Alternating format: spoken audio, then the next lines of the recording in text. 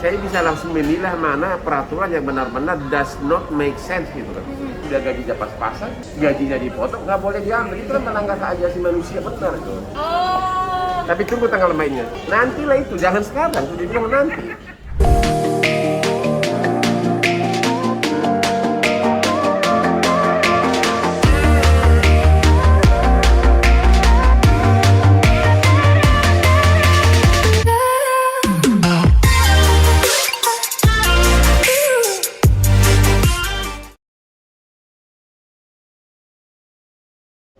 Abang sehat ya Bang ya? Sehat? Hari ini sempat tidur nggak Bang? Ya, lumayan. Bang, itu di sosmed sampai berapa kali tayang ya soal JHT Abang kayak udah berapa kali gitu? Tahu banyak. Yang asli Abang, yang Abang juga ngomong juga banyak banget. Kalau nggak salah dia kamu 3 kali ya, 3 kali. Terus sayanya ada 5 kali, 6 kali. Terus juga kutipan-kutipan dari suatu show saya di suatu TV gitu. Ya, jadi 10 kali lebih ada, 10 sampai 12 kali. Abang segitu perhatian gedenya banget untuk JHT, kenapa sih Bang? Ya, ini kan negara saya, negara kita. Saya ini sudah 36 tahun jadi pengacara internasional. Saya bisa langsung memilah mana peraturan yang benar-benar does not make sense gitu kan. Tidak ada nalar hukumnya sama sekali. Masa kita biarkan gitu loh. Dan masalah-masalah nasional seperti ini yang mendapat perhatian pemerintah atau banyak menolong orang, sudah banyak kejadian tertolong mendapat perhatian pemerintah gara-gara dari sosmed saya gitu loh. Banyak sekali sudah. Jadi Abang merasa perlu banget untuk menyuarakan ini suara buruh, karena Abang kan bukan buruh Bang. Saya tidak merasa perlu menyuarakan. Saya itu otomatis insting hukum saya keluar gitu. Otomatis insting hukum saya menolak, bukan tidak ada niat untuk menolong siapapun. Murni karena this regulation does not make sense. Ini terjadi di negara kita. Ya kita harus lawan gitu loh. Kalau peraturannya itu tidak masuk di akal, terlepas dari menolong siapapun gitu loh. Itu aja. Yang nggak masuk akal bagian mananya aja nih Bang? Ya, you punya uang, gaji lu dipotong 10 tahun, kamu di PHK, uang kamu tidak boleh diambil. Kau harus nunggu 24 tahun lagi. Kalau misalnya kau di PHK umur 32, kau harus nunggu umur 56. It's totally does not make sense. Itu kan uangmu. Dan di peraturan induknya pun Undang-Undang Nomor 40 itu tidak ada larangan seperti itu. Nggak ada larangan seperti itu. Nggak ada di dalam undang-undang induknya mengatakan bahwa JHT itu kalau PHK hanya boleh diambil pada umur 56. Benar-benar itu di luar ranah undang-undang.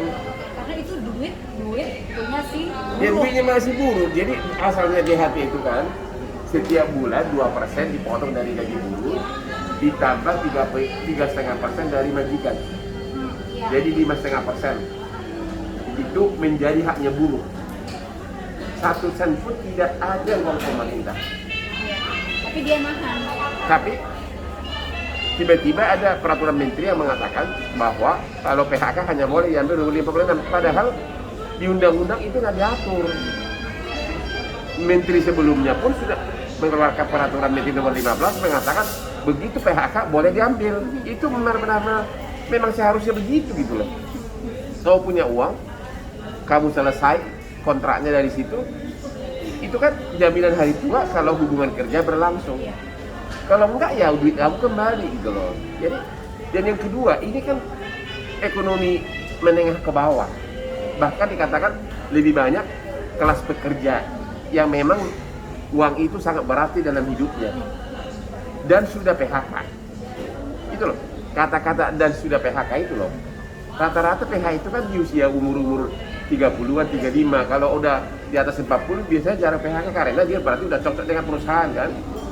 Jadi masa muda udah PHK, udah gajinya pas-pasan, gajinya dipotong, nggak boleh diambil. Itu kan melanggar hak asasi manusia benar itu. Dan itu nggak ada larangan, nggak ada pengaturan seperti itu dalam undang-undang. Kemarin itu kan alasannya dari menteri supaya umur 56 tahun ketika sudah pensiun ada uang. Oke. Bagaimana kalau di umur 32 terus umur 34 anaknya harus sekolah, kan? Anaknya harus sekolah. Apa ibunya harus melakukan diri agar anaknya bisa sekolah? Jangan dong, Pak. Ya itu contohnya. Berarti kan perlu kebutuhan uang itu gitu loh. Jadi nggak? Jadi kenapa harus nunggu sampai? Dan itu kan uangnya dia. Iya. Jadi nggak? Nggak ada. Apakah menunggu sampai belum tentu dia lolos sampai umur 56? Bisa-bisa umur 34 udah meninggal atau jatuh miskin atau jadi gelandangan. Iya. Nah, Gitu. sekarang Bang ini kan lagi direvisi. Hmm. Revisinya kita nggak tahu apa pesan dari presiden itu dipermudah, disederhanakan. Nah, kita nggak tahu revisinya apa. Yang pasti harus bahwa begitu PHK maka dia berhak mengambil uangnya. Selesai. Udah itu, nggak bisa di luar itu. Begitu PHK maka uangnya bisa diambil. Udah. Kalau masih belum sesuai dengan itu, maka kita rame lagi. Itu peraturan yang tidak adil, melanggar hak asasi buruh dan tidak punya nalar hukum, harus tetap ditentang. Oke, buruh Ya. juga kalau tidak sesuai mereka akan turun terus loh, Bang. Ya itu urusan mereka lah. Ya. Kalau saya sih tidak memandang membantu siapa, saya murni insting hukum saya apapun itu karena saya itu sudah setiap mini hidup saya itu sudah nalar hukumnya jalan gitu loh. Jadi nggak? Jadi otomatis itu begitu ada yang aneh, saya langsung otomatis berteriak. Contoh, sekitar 3 bulan lalu, di mana 2 bulan lalu mungkin, di mana seorang wanita istri di pengadilan tinggi Kerawang diadili gara-gara sering memarahi suami yang pulang mabok.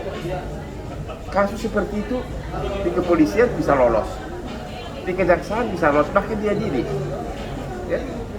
Oleh waktu itu, makanya saya bilang hati-hati, kalau di polisi bisa lolos, di kejaksaan bisa lolos, pengadilan juga belum bisa lolos.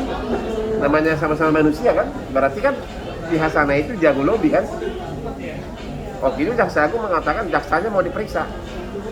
Saya bilang nggak usah jaksanya, nanti kasusnya hentikan dulu. Caranya batalin dakwaannya, cabut agar hakimnya nggak bisa mutus. Ya kan? Karena kalau dibiarin takutnya hakimnya malah mengabulkan. Iya. Memutus sesuatu. Nah, akhirnya benar. Begitu saya teriak begitu, nyampe seminggu jaksa aku perintahkan batalkan surat dakwaan. Sampai si ibunya datang ke saya minta terima kasih dari Kerawang. Nggak masuk ke pemerintahan aja sih, Bang? Saya tidak akan pernah mau masuk pemerintahan karena that's not my life gitu loh. That's not my type. That's not my type gitu. Nggak cocok naluri saya. Ya, saya nggak bisa hipokrasi, kemunafikan saya nggak bisa. Dan saya sangat sukses sebagai lawyer. Kalau murni gaji menteri nggak ada apa-apanya dibandingin income saya gitu loh. Ngerti nggak? Yang gini contoh ya. Waktu Prabowo berapa kali calon presiden, keluarga-keluarganya selalu asal ketemu saya, kamu harus jadi menteri. Karena aku pengacaranya keluarga Prabowo udah puluhan tahun. Iya. Ya, bahkan 4 bulan lalu ponakan anaknya Hasimun ke rumah saya, pesannya itu kalau bapak nanti, kalau om nanti jadi presiden harus jadi menteri. Saya bilang, Tuhan, saya tidak akan mau gitu. That's not my life. Itu loh. Itu aja. Abang sampai ada tulisan abang kayak begini di Instagram. Kerjaan Hotman kelar gitu. Apalagi nih gitu yang mau disuarain gitu kan? Ya, karena hampir tiap bulan ada aja yang baru. Sebentar lagi bakal ada BPJS. Oh, Tapi tunggu tanggal mainnya. nunggu ini kelar dulu. Ya, nanti waktu. Makanya satu-satu udah selesai dulu. Yang bagian itu yang buat abang nggak adil apanya? Nantilah itu, jangan sekarang. Sudah bilang nanti. Itu akan ada show saya besok di TV, nonton besok malam. Oh, iya. Itu besok jadi topik di Metro TV. Iya. Ya? Hot room. Ya, itu tuh besok. Iya. Oke bang, kalau begitu thank you bang ya. Yuk. Bang jangan capek ya bang. Indonesia butuh orang yang berani. Tuh, dengar tuh. bersuara. Iya bener loh. Indonesia butuh orang yang berani bersuara, nggak takut tapi ada dasarnya gitu. Ya. Oke bang, jangan Yuk. patah semangat. Thank you ya.